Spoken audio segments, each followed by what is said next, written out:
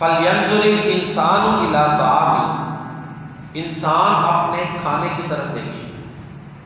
کیسے ہم نے اس کے لیے اس کا اناج کھانا خوراک تیار کیا اور کرتے ہیں۔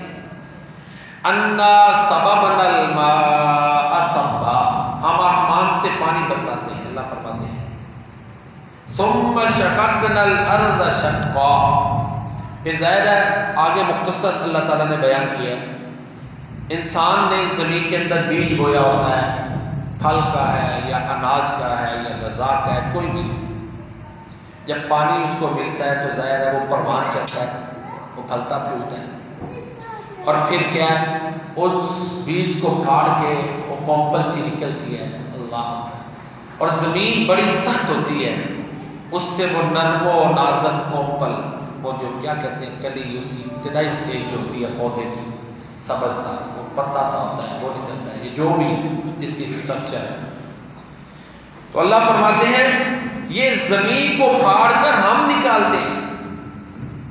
بیٹا اوپر والا اسپیکر بند کر دو، ثم شققنا الارض شقا، اللہ فرماتے ہیں پھر ہم زمین کو پھاڑتے ہیں، اس میں سے اناج نکالتے ہیں،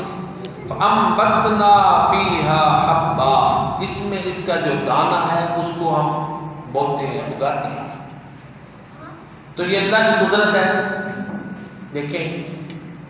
سورہ یاسین میں اللہ تعالیٰ نے یہی مضمون بیان کیا، وَآیَةٌ لَهُمُ الْأَرْضُ الْمَيْتَةُ، اللہ کہتے ہیں ان کے لیے مردہ زمین ایک نشانی ہے، أَحْيَيْنَاهَا،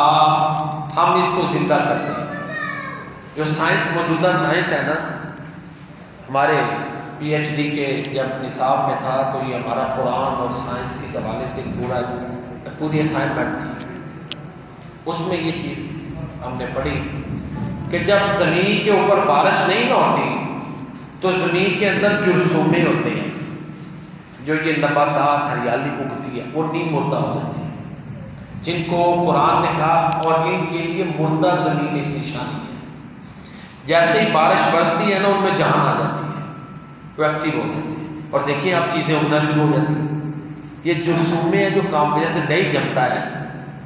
ایسے ہی ہے نا، سارے جراثیم جو ہیں وہ نقصان دہ تھوڑے ہیں، اللہ نے ان سے بڑے بڑے کے ذمہ کام لگائے ہوئے ہیں، بڑے کام ان سے لیے جاتے ہیں۔ تو سورہ یاسین میں اللہ تعالیٰ نے یہی چیز بیان کیا، اور ان کے لیے مردہ زمین نشانی ہے، احییناہا، ہم اس کو زندہ کرتے ہیں، واخرجنا منہا حبا فمنہ یاکلون، اللہ فرماتے ہیں اس سے پھر ہم ان کا اناج نکالتے ہیں جس کو یہ لوگ کھاتے ہیں۔ وجعلنا فیہا جنات من نخیل وأعناب وفجرنا فیہا من العیون، اس میں ہم باغات اگاتے ہیں، اللہ فرماتے ہیں یہ ان کی کھیتیوں کا انتظام کرتے ہیں تاکہ یہ کھائیں۔ یہی چیز یہاں سورہ عباسہ میں اللہ تعالیٰ نے بیان کی۔ اللہ فرماتے ہیں دیکھیں نا سٹارٹ کیسے ہے، انسان اپنے کھانے کی طرف دیکھے، حکم ہے فَلْيَنْظُرِ الْإِنسَانُ إِلَىٰ طَعَامِهِ، غور تو کریں کیسے ہم انتظام کرتے ہیں۔ اَنَّا صَبَبْنَا الْمَاءَ صَبًّا، اللہ فرماتے ہیں ہم آسمان سے بارش برساتے ہیں، ثُمَّ شَقَقْنَا الْأَرْضَ شَقًّا، وہ بیج ہوتا ہے وہ زمین کو پھاڑ کے پھر ہم اس زمین کو پھاڑ کے اس بیج کو نکالتے ہیں۔ فَأَنبَتْنَا فِيهَا حَبًّا، پھر کیا ہوتا ہے وَعِنَبًا وَقَضْبًا، انگور نکلتے ہیں، دیگر پھل نکلتے ہیں، وَزَيْتُونًا، زیتون، نخل، کھجور، وَحَدَائِقَ غُلْبًا، اور یہ گھنے باغات، وَفَاكِهَةً وَأَبًّا، پھل اور یہ جانوروں کا چارہ، یہ سارا کچھ اللہ تعالیٰ انسانوں کے لیے پیدا کرتے ہیں۔ پھر اللہ کہتے ہیں مَتَاعً لَكُمْ وَلِأَنْعَامِكُمْ، یہ تمہارے لیے اور تمہارے جانوروں کے لیے سامان ہے، خوراک ہے۔ اللہ نے انسان کی خوراک کا کیسے انتظام کیا ہوا ہے۔ اگر اللہ تعالیٰ جو ہیں سورہ ملک ہے نا، ملک، سورہ ملک کا معنی کیا؟ بادشاہ، بادشاہ کس کی ہے؟ اللہ کی۔ سورہ ملک کی جو آخری آیت ہے نا اس میں اللہ تعالیٰ نے اپنی جو ہے نا طاقت اس پر غور و فکر کی دعوت دی۔ ہم قرآن کریم کو ترجمے کے ساتھ پڑھتے ہی نہیں، تو ہمیں جو اللہ نے ہم سے باتیں کی ہیں، اللہ کی جو کلام ہے ہم سے کلام ہے نا انسان سے، تو جب ہم ترجمے کے ساتھ پڑھیں گے تو ہمیں پتہ چلے گا نا اللہ تعالیٰ نے ہمارے ساتھ کیا کلام کیا ہے اور ہمیں کیا آرڈر دیے، کیا بات سمجھائی ہے، کس بات سے روکا ہے، کیا کرنے کا حکم دیا ہے، پھر ہمیں سمجھ آئے۔ تو جب ہم قرآن کریم کو ترجمے کے ساتھ پڑھیں گے پھر یہ سمجھ آئے، مگر نہیں تو سورہ ملک کا معنی بادشاہت اللہ کی ہے۔ آخری آیت ہے، اس میں اللہ فرماتے ہیں قل کہہ دو ارأیتم، تم نے کبھی غور کیا، ان اصبح ماؤکم غورا، اگر تمہارا پانی خشک ہو جائے، یہ سمندروں کا، یہ زمین سے پانی خشک ہو جائے یا قحط پڑ جائے، بارش ہی نہ ہو۔ آپ کو پتہ ہے جب بارش نہیں ہوتی تو اب تو بڑے نقصان ہوتے ہیں نا، بارش نہیں ہوتی تو سموگ آ جاتی ہے، دھواں سا، کیونکہ ہم نے مصنوعی زندگی ہم نے اپنائی ہے، یہ گاڑیاں چلتی ہیں، دھواں ہوا میں آتا ہے اور سموگ آ جاتی ہے، اور سانس کی بیماریاں کیا کیا تکلیفیں ہوتی ہیں، درختوں کے اوپر ڈسٹ ہی ڈسٹ ہو جاتی ہے جی، جینا ہو جاتا ہے، مشکل ہو جاتا ہے۔ یہ تو ایک پہلو ہے، بارش نہیں ہوتی، زمین کے اندر جو رسومیں ہیں وہ نیم مردہ حالت میں چلے جاتی ہیں، پانی کی کمی آ جاتی ہے، فصلیں نہیں اگ سکتی۔ اگر یہ جو واٹر سائیکل ہے نا، پانی کا نظام کہ سمندروں سے بھاپ اٹھتی ہے، بیٹا دوڑے نہیں، اس کو چھوٹے کو آرام سے بٹھا دیں، شاباش۔ زیادہ چھوٹے بچے کو کوشش کیا کریں گاڑی چھوڑنا ہے تاکہ وہ دوسروں کو ڈسٹرب نہ کریں، جو دوڑے لگاتے ہیں خاص کر، باقی بچوں سے ہی ظاہر ہے مسجدیں آباد ہونی ہیں، لیکن جو زیادہ ہی چھوٹے ہیں دوڑے لگائیں، ان پہ یہاں پہ خود ڈیوٹی دینی پڑتی ہے۔ اچھا جی، اور ایسے کہہ رہا تھا کہ یہ پانیوں کے نظام پہ غور کریں، یہ سمندروں سے بھاپ اٹھے گی، بھاپ جو ہے وہ بادلوں کی شکل اختیار کرتی ہے، اور بادلوں کے دیکھیں زمین اپنی طرف چیزوں کو کھینچتی ہے، لیکن جو بادلوں کی بھاپ ہے نا وہ ہوا میں اڑتی ہے، جہاں اللہ کا حکم ہوتا ہے اس وقت وہاں پر جا کر اس نے زمین پہ گرنا ہے۔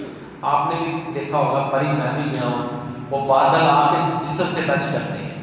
ہے کہ نہیں؟ تو چھوٹے چھوٹے ہیں، وہ بھاپ کی شکل،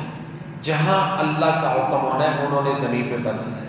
پھر زمین میں پانی کچھ جذب ہونا ہے، کچھ ضروریات ہونی، بعد جذب ہو کے دوبارہ سمندر ادھر سے بھی چلا جاتا ہے، پھر اللہ نے گلیشیئرز بنائے ہوئے، گلیشیئرز جو پگھل رہے ہیں۔ اب ان کو یہ بھی خطرہ ہے نا کہ اب جو دنیا کا جو گلوبل ولیج ہے اس کا جو پورا ماحول ہے وہ گرم ہو رہا ہے، اس کی وجہ سے جتنا پانی چاہیے گلیشیئر اس سے زیادہ پگھل جاتے ہیں، سیلاب آ جاتے ہیں۔ اللہ نے بڑا پانی کا نظام بنایا ہوا ہے، کبھی اس پہ ہی غور کر لیں نا، یہ پانیوں کا نظام زمین پہ کیسے اللہ نے پیدا کیا، اور انسان کے بس کی بات نہیں۔ یہ سمندروں کے اندر پانی ہے، یہ میٹھا اور کڑوا الگ الگ سمندر جو اللہ نے جاری کیا ہے، دنیا میں کوئی طاقت ہے کہ اتنی بڑی دیوار بنا کے الگ الگ پانی کر سکے؟ کیوں نہیں؟ اللہ نے دونوں کی ساخت ایسی بنا دی ہے، مکس اپ نہیں ہوتے۔ پانی پہ غور کر لینا، کڑوا اور میٹھا سمندر ساتھ بہتے ہیں نا، ایک کا رنگ نیلا ہوتا ہے، ایک کا اور مکس اپ نہیں ہوتے، کڑوا پانی اور میٹھا پانی آپس میں مکس اپ نہیں ہوتے۔ تو اللہ نے جو ان کی ساخت کے ذریعے ان کو الگ الگ کیا ہوا ہے، یہ اللہ کی کتنی بڑی قدرت ہے اللہ تعالیٰ کی۔ انسان کی تو بس کی بات ہی نہیں تھی کہ اتنی بڑی دیوار لگائے، میٹھے کو الگ کرے، کڑوے کو الگ کرے۔ تو یہ پانیوں کا نظام، اس میں خوراک، اناج، یہ سارا کچھ اللہ نے انسان کے لیے کیا، صرف اپنے کھانے کے اوپر تو غور کر لیں۔ پھر اس کے بعد یہ زبان ہے، اس میں ٹیسٹ رکھے ہوئے ہیں، اللہ اکبر۔ پھر یہ سونگنے کی حصہ ہے، یہ بتا دیتی ہے، آنکھوں سے دیکھ کے پتہ چل جاتا ہے چیز صحیح ہے کہ نہیں سمجھ آ رہی، سونگنے کی حصہ بتا دے گی، زبان کا ٹیسٹ بتا دے گا۔ کتنے مرحلے ہیں جی اللہ نے رکھے ہوئے، سارا کچھ انسان کے لیے کیا۔ تو جس اللہ نے یہ سب کچھ انسان کے لیے کیا ہے، پھر وہ اکیلا اللہ عبادت کا حقدار ہے۔ طریقہ پیارے نبی صلی اللہ علیہ وسلم کا، سنت آپ کی، عبادت اللہ کی، یہ اسلام ہے۔ بس اسلام اس چیز کا نام، عبادت اللہ کی، لا الہ الا اللہ، اللہ کے علاوہ کوئی عبادت کے لائق نہیں۔ جو بھی نیکی ہے، جو بھی اچھا عمل عبادت ہے، وہ اللہ کے علاوہ کسی کے لیے جائز نہیں۔ طریقہ محمد رسول اللہ، اس میں طریقہ ہے، محمد اللہ کے رسول ہے صلی اللہ بولے نا صلی اللہ علیہ وآلہ وسلم۔ جب آپ کا نام آئے نا، درود و سلام پڑھنا فرض ہو جاتا ہے، لازم ہو جاتا ہے، ضروری ہو جاتا ہے، کیونکہ آپ صلی اللہ علیہ وسلم نے فرمایا جس بندے کے سامنے میرا نام لیا جائے اور وہ مجھ پر درود نہ بھیجے وہ بخیل ہے۔ دنیا والا بخیل نہیں ہے، وہ قرآن میں جس کو بخیل کہا گیا نا، وہ کہہ لیں کہ بدبخت ترین۔ جو پیارے نبی صلی اللہ علیہ وسلم کے ہمارے اوپر احسانات ہیں، آپ کا نام آئے ہمیں تو محبت سے پڑھنا چاہیے درود و سلام، کیونکہ آپ کے احسانات قرآن آپ پہ اترے ہیں، آپ کی تعلیمات اللہ نے محفوظ کی، ہمیشہ کے لیے آپ نے ہمیں اللہ کے ساتھ جوڑا ہوا ہے۔ آپ کی تعلیمات، آپ نے فرمایا میری تعلیمات، آپ اللہ تعالیٰ کے پاس تشریف لے گئے، ٹھیک ہے، آپ کا جسم پاک اپنی قبر مبارک میں محفوظ ہے، سب سے اعلیٰ مقام آپ کا ہے اپنی قبر مبارک میں، ہر جہان میں ہمارا سب سے اعلیٰ اولا بالا افضل ہمارے نبی، ٹھیک ہے، ہر جہان میں، خلاصہ یہ۔ تو پیارے نبی صلی اللہ علیہ وسلم، پھر دیکھیں نا امت کی آپ کو کتنی فکر تھی، قرآن اللہ نے محفوظ کر دیا، سنت محفوظ کر دی، آپ نے کہہ دیا قرآن دیکھ لینا، سنت دیکھ لینا، دو چیزیں چھوڑ کے جانا، پکڑ لو، گمراہ نہیں ہو، ہمیشہ کے لیے انتظام کر دیا نا اپنی امت کے لیے کہ بھٹکے نہ۔ ہمارے پاس تو کسی امت پر یہ احسان نہیں ہوا، کسی امت پر، پہلی امتوں کی کتابیں اصلی حالت میں محفوظ نہیں ہیں، ان کے نبیوں کی تعلیمات محفوظ نہیں ہیں، ہمارے پیارے نبی صلی اللہ علیہ وسلم پر جو اللہ تعالیٰ نے کتاب اتاری وہ بھی محفوظ، اور جو سنت اتاری وہ بھی محفوظ ہے، یہ صرف ہمارے پیارے نبی صلی اللہ علیہ وسلم، کیونکہ آپ کو اپنی امت کی فکر تھی، سب نے کہنا رب نفسی رب نفسی، آپ نے کہنا رب امتی رب امتی، ہے میرے رب میری امت، تو آپ نے فارمولہ بتا دیا، کوئی بھی ہے، میں دوسرا تیسرا چوتھا کوئی بھی مولوی صاحب ہے، کوئی بھی بات کرے، دیکھیں قرآن کریم کے مطابق ہے درست ہے، سنت رسول کریم صلی اللہ علیہ وسلم کے مطابق ہے درست، اس سے ہٹی ہوئی ہے تو ہم پابند ہیں صرف اللہ اور اللہ کے رسول کی بات ماننے کے، بس پوچھا بھی یہی جانا۔ تو بہرحال بات دور نکل گئی، عرض یہ کر رہا تھا کہ جب اللہ نے یہ ساری چیزیں ہمارے لیے پیدا کی ہیں، قرآن کریم ہماری ہدایت کے لیے اتارا، ہمیں آخری نبی کا امتی بنایا، اللہ اکبر، کتنی بڑی فضیلت ہے۔ تو اللہ نے یہ نعمتیں، اگر ہم اللہ کی نعمتوں کو گننا چاہیں، اللہ تعالیٰ کی نعمتوں کو تو شمار نہیں کر سکتے، ہمیں بھی پتہ ہی نہیں کتنی نعمتیں، کیوں جی آج سے تو 200 سال پہلے پتا تھا زمین کے اندر تیل ہے، یہ گیس ہے، 150 200 250 سال پہلے چلے جائیں، یہ سیٹلائٹ کا سارا سسٹم، سیٹلائٹ، اب میں اس کی تفصیل بیان کروں بڑا وقت لگ جائے، یہ جتنے بھی آپ تصویر آواز آتی جاتی ہے، یہ سارا سسٹم، یہ لہروں کا سسٹم، پتہ ہی نہیں تھا اللہ نے کیا کچھ پیدا کیا انسان، اللہ اکبر۔ تو اللہ کی نعمتیں تو ہمیں پتہ ہی نہیں کتنی ہے، تو شمار کیسے کریں گے، ابھی پتہ نہیں کتنی اور دریافت ہو جاتی ہیں۔ تو جس اللہ نے یہ ساری نعمتیں، یہ سارے انعامات ہمارے اوپر کیے، ہماری خوراک کا انتظام کیا، ہمیں آخری نبی محمد کریم صلی اللہ علیہ وسلم، پڑھے درود و سلام، صلی اللہ علیہ وسلم کا امتی بنایا، پھر اس امت کی رہنمائی کے لیے اللہ نے قرآن محفوظ کر دیا، سنت محفوظ کر دیا، یہ نعمت کسی اور نبی کی امت کو ملی نہیں ہے۔ تو جس اللہ کی یہ نعمتیں ہیں اور جس کی یہ عطائیں ہیں، پھر ہمیں چاہیے نا اس کی بندگی کریں، لا الہ الا اللہ، بیس اسلام کی اللہ کے علاوہ کسی اور کی عبادت نہیں ہے، اور اللہ کی پہچان ہمیں اس کی نعمتوں سے ہوتی ہے، اس کے انعامات سے ہوتی ہے۔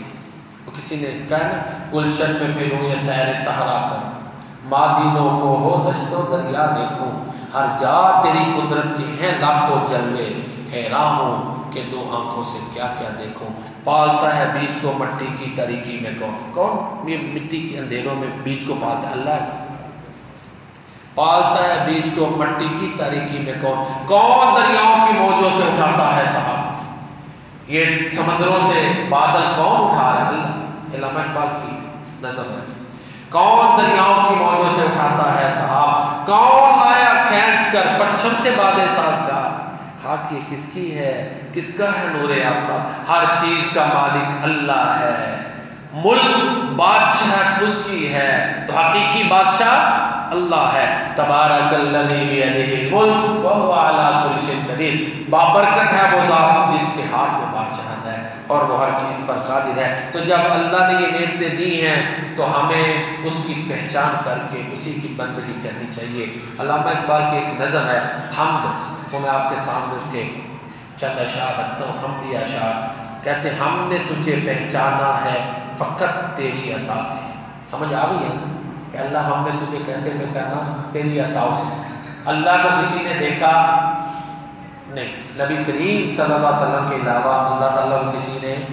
نہیں دیکھا، ہم کسی نبی نے بھی نہیں دیکھا، صرف اللہ تعالیٰ کو نبی کریم صلی اللہ علیہ وسلم نے دیکھا خواب کی حالت میں، بیداری میں کچھ کہتے ہیں معراج میں دیکھا کچھ، لیکن خواب کی حالت میں سبھی مختلف۔ آپ کا خواب بھی تو وہی ہے نا، وہ بھی تو ایسی ہے جیسے آنکھوں کے ساتھ دیکھا، میرے نبی کا خواب سچا ترین خواب ہے۔ تو ہم نے تو اللہ کو پہچاننا ہے اس کی عطاؤں سے، اس کی نعمتوں سے، اس نے ہمیں پیدا کیا، یہ قرآن محفوظ ہے، یہ زمین، یہ آسمان، یہ عطائیں ہیں نا ان سے۔ تو یہی علامہ اقبال کہتے ہیں ہم نے تجھے پہچانا ہے فقط تیری عطا سے، سورج کے اجالوں سے، فضاؤں سے، خلا سے، چاند اور ستاروں کی چمک اور ضیاء سے، روشنی، ضیاء کا معنی روشنی،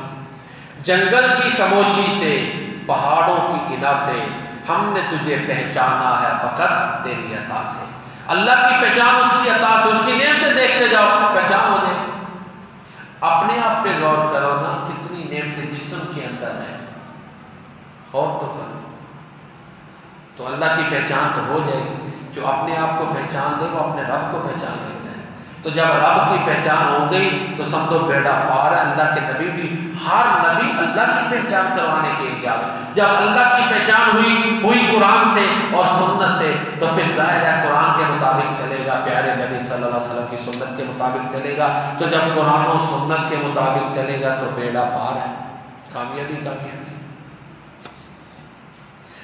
پرہول سمندر سے، پر اسرار گھٹا سے، بجلی کے چمکنے سے، کڑکنے کی صدا سے، مٹی کے خزانوں سے،